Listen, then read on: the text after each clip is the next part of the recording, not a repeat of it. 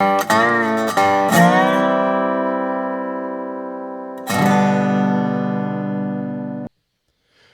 morning, everybody, and welcome back to Coffee with Craig, where we talk about all things firearms policy, politics, culture, media, you name it. We're talking about it right here on Coffee with Craig. So please take a moment, like and share this program so that your friends can join us. Whether you're watching us on Facebook or on YouTube, please make sure to subscribe to the YouTube channel as well as hit the notification button. Same thing on Facebook. Follow us on Facebook, hit the notification button so that you can get notifications as soon as this program goes live.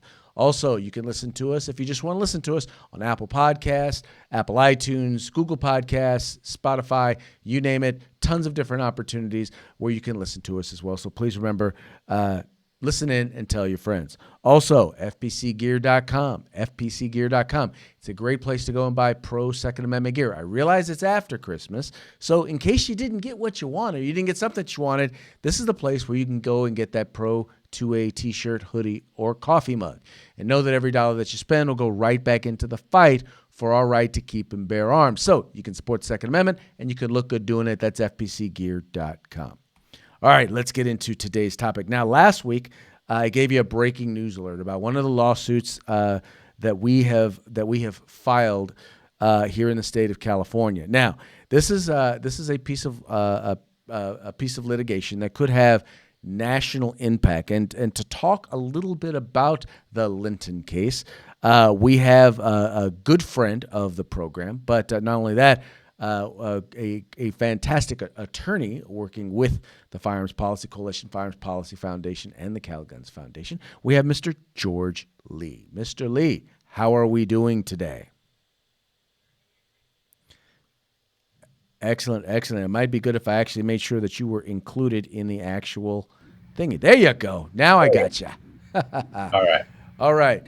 So let's talk a little bit. Tell us a little bit about this case. Sure. This is a really pretty interesting case. It's a situation where now we know, just to set the background, we know that most states and the federal law prohibits persons convicted of a felony from owning or possessing firearms. But what happens when the court of the state that they were convicted in vacates the felony and dismisses the case, basically, and not only that, goes the extra step of restoring to that person their right to own firearms? Does that apply across state lines? And what happens when a state like California decides we're not going to honor that? It doesn't matter what the court in another state says, you don't get to own firearms because we just don't think you should. And this is actually a situation that arises more frequently than you would think. And we represent two of the individuals, along with the organizations you mentioned, to try to do something about it. And it's a case called Linton versus Attorney General Becerra that we filed in district court in San Francisco last week. Okay, so give me one of the cases in particular is really kind of interesting, and that's the Linton case. Give folks some of the particulars behind this one, because when I talked about it last week, some people just, the only reason, quite frankly, they believed it was because it was California. Yeah, California defies our unbelievability sometimes. But even for California, this seems like a pretty hard-nosed attitude for the Attorney General to take. But basically, the lead plaintiff in this case, Mr. Linton, he's a resident of California for 30 years, but he was in the Navy in the 1980s and as an enlisted person, and he made a mistake. He engaged in a little rabble rousing with some of his crewmates, as enlisted people are sometimes known to do, and was trying to make it back. People in the military rabble rouse, really? I don't know. I've heard things. I've just heard. It all could be rumors, but so he was trying to get back to his base on a motorcycle. He was going at a high rate of speed, and a Washington State trooper spotted him going the other way and made the U-turn. And I think we've all been there where we look in our rearview mirror and we see if the state trooper is actually going to follow us, and he was going to try to catch up with him. So our client made a mistake. He thought maybe he could make it back to base before the state trooper could catch up to him, and he miscalculated, and it was a lapse in judgment. He recognized that, and he pulled over after a little bit of time. He pulled over, and so didn't offer any resistance to the arrest. Pled guilty to the charge of evading, and in the state of Washington, the crime of attempting to evade a police officer is a felony, chargeable as a felony in the state of Washington. So in the 1980s, he was convicted of this crime, pled guilty, was sentenced to the 7 days that he spent in jail on this, and some community service and probation, and moved on with his life. He moved back to California, has lived a decent and honorable life here. He's raised a family. So, he's a good guy. And he made a mistake when he was in the service in the 1980s. So now he's prohibited, and he didn't realize this because he thought that the case had been that once he completed the terms of his probation, that the case would be dismissed, and he tries to buy a firearm, and lo and behold, he's told he is prohibited. But he undergoes the eligibility check with the California Department of Justice first, and they don't show any records that show that he was prohibited. So he undergoes a live scan fingerprint check, which triggers a FBI search of his records, and it shows undetermined. The Washington state conviction from 1987 doesn't show up as either a felony or a misdemeanor. So he thinks there's no reason why he shouldn't be able to own a firearm. But just out of an abundance of caution, he actually goes to Washington State. He hires a lawyer, and they get the felony conviction vacated. The judge specifically dismisses it, or vacates the felony conviction, and then in a separate order specifically restores to him his right to own a firearm. Says his civil rights are fully restored to him. This was a non-violent felony. The sentence that was imposed was didn't involve any type of state prison time, and so there was no reason to deny him for the rest of his life the ability to own a firearm under these circumstances. So he thought, and I think a lot of people would think, that once that happens, it's sort of an automatic deal that the state of California should honor what another court says about overturning the felony conviction and restoring your firearm rights to you. But alas, this is California. So now, correct me if I'm wrong, but I read it now. Up until 2015, he had purchased firearms up until 2015 when it came back that he was now prohibited, right? Right, because he had no reason to believe he was prohibited. He had passed multiple background checks in other contexts in terms of licensing, getting an ABC license, FBI background checks, numerous live scans. Nothing ever showed up as a felony conviction. In fact, he had a antique shotgun that his grandfather owned transferred to him.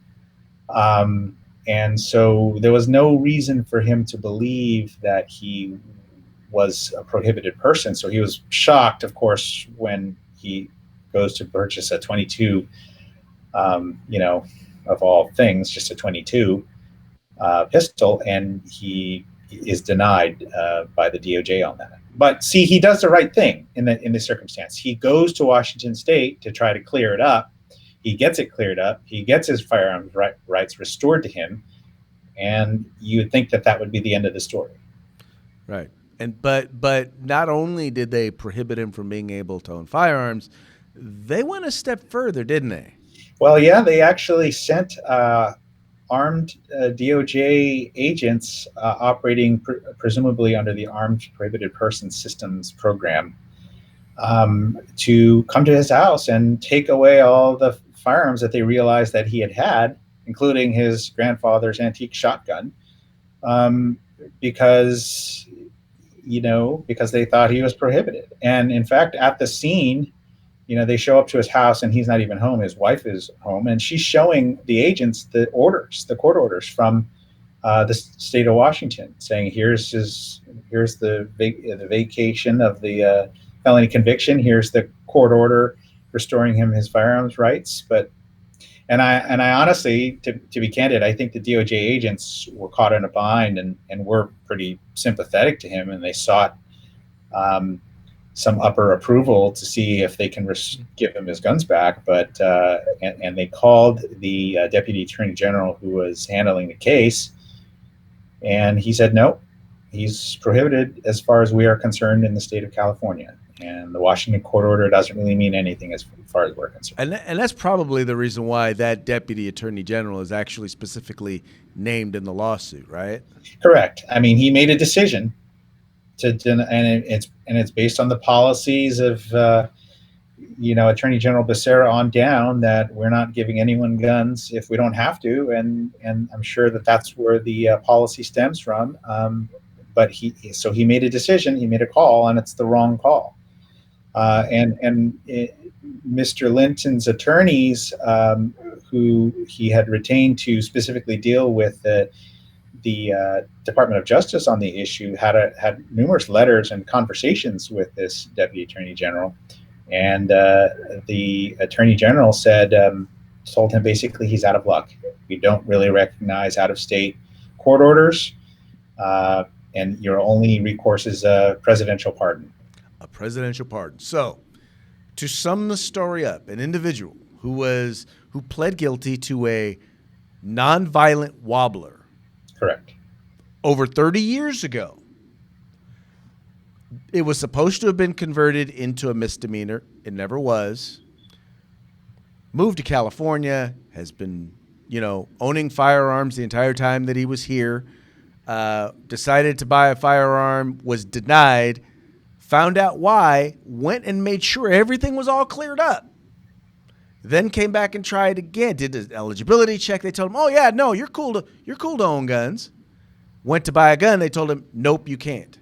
And then on top of that, they send DOJ agents over to his house to confiscate the guns that he does have. And then they say, yeah, no, the DOJ agents, hey, boss, he's good to buy guns, I'm pretty sure. The boss says, nope, take his stuff. That's pretty much how it went down. It's pretty insane, but and it's kind of on one of these only in California type of deals that I think everyone recognized that Mr. Linton's a good guy. He made a mistake when he was in the service, but he served his country. He's lived a decent life. He's a good neighbor, a father, a husband. Right? Not someone that should be prohibited from owning firearms, but the DOJ, the California DOJ, has its own views on whether people should own firearms. So here we are. Now, Paul Mckinley Stewart, the other plaintiff, he's in a similar situation, but if I understand it, his was over 40 years ago? Yeah, well, he was. So this was a similar situation out of Arizona. Mm-hmm. And in 1976, when he was 18 years old, he made a mistake. He committed a burglary out of a commercial yard, and no question that he did it. And he was sentenced to probation. Did it, and it's a similar situation. When he found out he was a prohibited status, he went back to Arizona, filed a motion to have the felony conviction set aside. The court agreed and specifically restored his civil rights to him, including his right to own a firearm.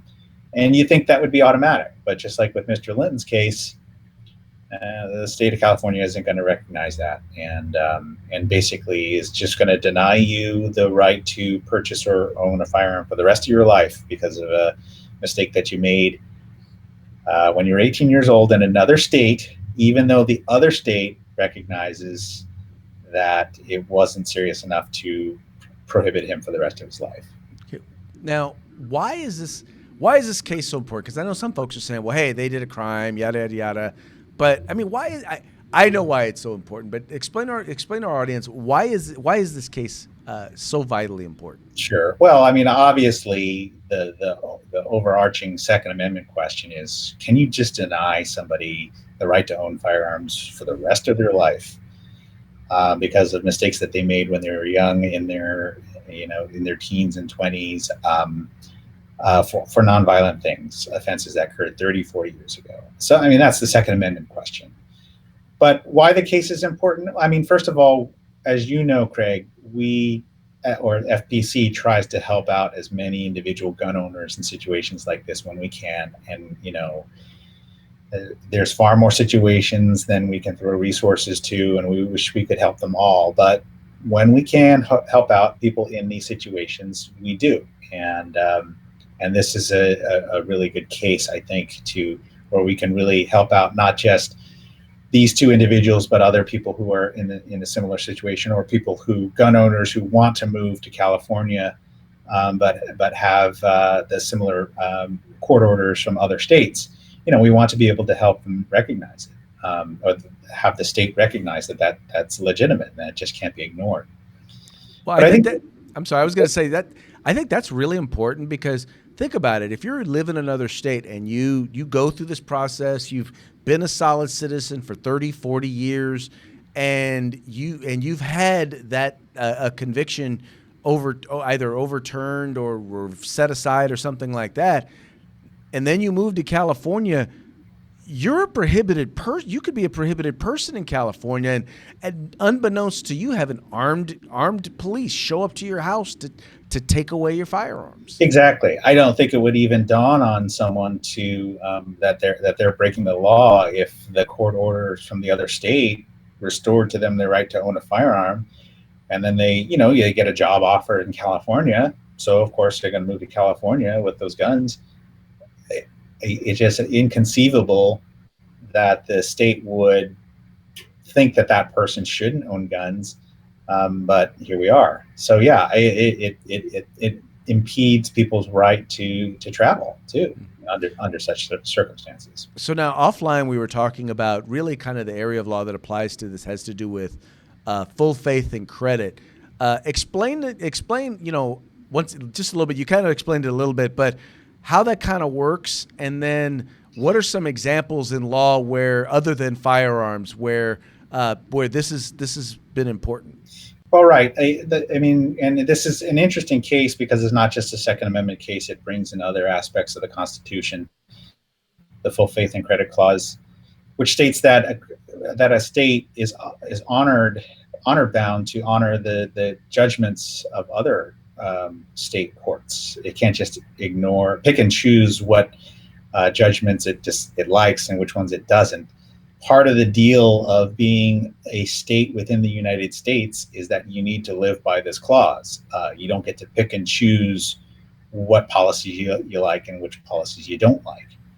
So that's the full faith and credit clause. There's also the privileges and immunities clause, which states that a state can't discriminate against citizens from other states. And the theory here is that, well, California does actually have a procedure or process where you can get your firearms rights restored to you, as you might know. You can get a nonviolent felony conviction reduced to a misdemeanor and then dismissed, and then you can get your firearms rights restored to you for a California conviction. But if you're saying that you can do that for a California resident arising out of California conviction, but that we're not going to honor the same process from people moving from other states like Arizona or Washington, well, that discriminates against them because those people don't have any way to get their firearms rights back except by presidential pardon, at least according to the Deputy Attorney General. So, there's a lot of interesting issues beyond the Second Amendment issues. There are a lot of interesting constitutional issues if you're a con law geek. But the more overarching important question as to why why we're interested in the case is not just to help out these guys individually, but I think we're trying to roll back this whole idea that gun ownership is a privilege that the state can just hand out to whoever it wants, and at its own whim or discretion, or because a deputy attorney general somewhere sitting in Sacramento says so, nobody under these circumstances can own a firearm. And we need to start making the state recognize that this is a right. And not only is it a right, it's a right that has been restored to these people by other courts and other states. And if it's a right that's been restored to them in other courts in other states, you can't just ignore it just because you don't like firearms, and more importantly, and let's be blunt, because you don't like the type of people who own firearms. That's really what it's about. So this is a case that's interesting on a number of levels. If you're a Constitution lover, or you like the nuances of constitutional law, if you're interested in the Second Amendment, and if you're interested in trying to roll back this whole mentality that we get to decide who owns guns, you average citizen don't. So it's important for all of those reasons. Excellent. How can folks follow the case? Well, I think, and you can tell them specifically how to get there, but there is a link on the Firearms Policy Coalition site that tracks the case called Linton versus Becerra.